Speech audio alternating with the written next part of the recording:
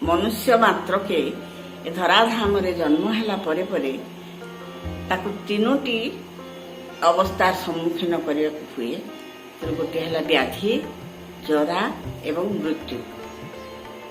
ଏହା ବହୁତ କଷ୍ଟଦାୟକ। ଏ ତିନି ଅବସ୍ଥା ବହୁତ କଷ୍ଟଦାୟକ। କିନ୍ତୁ ଯିଏ ପ୍ରଥମ ଅବସ୍ଥାରୁ ଭଗବତ ଶରଣାପନ୍ନ ଏବଂ ସତ୍ମାର୍ଗରେ ନିଜକୁ ସତ୍ମାର୍ଗରେ ଚାଲିବାର ଶିଖି ଯାଇଥାଏ, ତାହା এই ଅବସ୍ଥା ଗୁଡ଼ିକର ସମ୍ମୁଖୀନ ହେଲେ ମଧ୍ୟ ତାକୁ ସେ ଅତିକ୍ରମ କରିଯାଏ। ମୋର କବିତାଟି এই ବିଷୟ ଉପରେ ଲିଖିତ।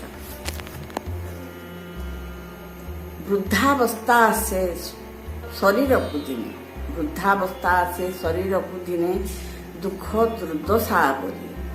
ସଭିଙ୍କୁ ଏ ଦିନେ ଭୋଗିବାକୁ ହୁଏ, ଔଷଧ ନାହିଁ ଏହା।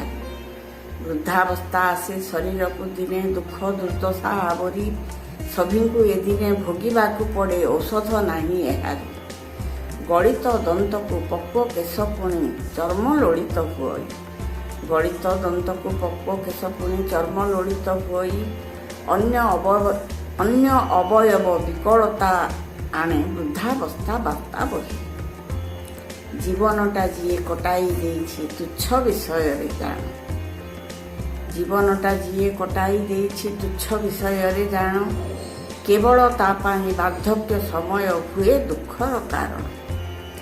ଯିଏ ସାଧାରଣ ଏ ବାର୍ଦ୍ଧକ୍ୟ ତାକୁ ଭୟ ନିରାଶା ଦେଖାଏ, ଯିଏ ସାଧାରଣ ଏ ବାର୍ଦ୍ଧକ୍ୟ ତାକୁ ଭୟ ନିରାଶା ଦେଖାଏ। କିବା ଦେଇଥିଲା କିବା ପାଉଅଛି, ଘାଣ୍ଟି ହୋଇ ଦିନ ଯାଏ। କିନ୍ତୁ ଯିଏ ବିଜ୍ଞ ବା ଅସାଧାରଣ ତାହାକୁ ନଥାଏ ଡର, କିନ୍ତୁ ଯିଏ ବିଜ୍ଞ ବା ଅସାଧାରଣ ତାହାକୁ ନଥାଏ ଡର। ବାର୍ଦ୍ଧକ୍ୟ ଯେ ଅଟେ ଦୁଃଖର କାରଣ ତାକୁ କରେ ଅସ୍ୱୀକାର, କିନ୍ତୁ ଯିଏ ବିଜ୍ଞ ବା ଅସାଧାରଣ ତାହାକୁ ନଥାଏ ଡର।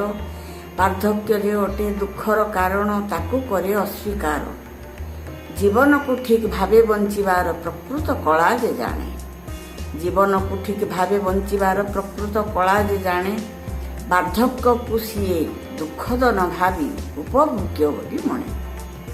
ଏହା ହେଉଅଛି ଚିନ୍ତନ ମନନ କରୁଥିବା ଚରିତ୍ରର, ଏହା ହେଉଅଛି ଚିନ୍ତନ ମନନ କରୁଥିବା ଚରିତ୍ରର। ଚମତ୍କାର କିଛି ସୃଷ୍ଟି କରିବାର ଏକ ସ୍ୱର୍ଣ୍ଣ ଅବସର। ଏହା ହେଉଅଛି ଚିନ୍ତନ ମନନ କରୁଥିବା ଚରିତ୍ରର। ଚମତ୍କାର କିଛି ସୃଷ୍ଟି କରିବାର ଏକ ସ୍ୱର୍ଣ୍ଣ ଅବସର।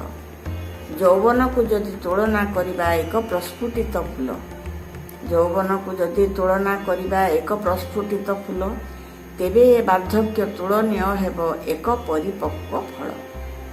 ଯଦି ଏକ ଅଟେ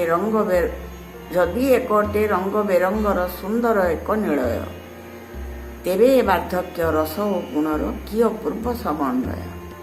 ଯଦି ଏକ ଅଟେ ରଙ୍ଗ ବେରଙ୍ଗର ସୁନ୍ଦର ଏକ ନିଳୟ, ତେବେ ଏ ବାର୍ଦ୍ଧକ୍ୟ ରସ ଓ ଗୁଣର କି ଅପୂର୍ବ ସମନ୍ୱୟ, କି ଅପୂର୍ବ ସମନ୍ୱୟ।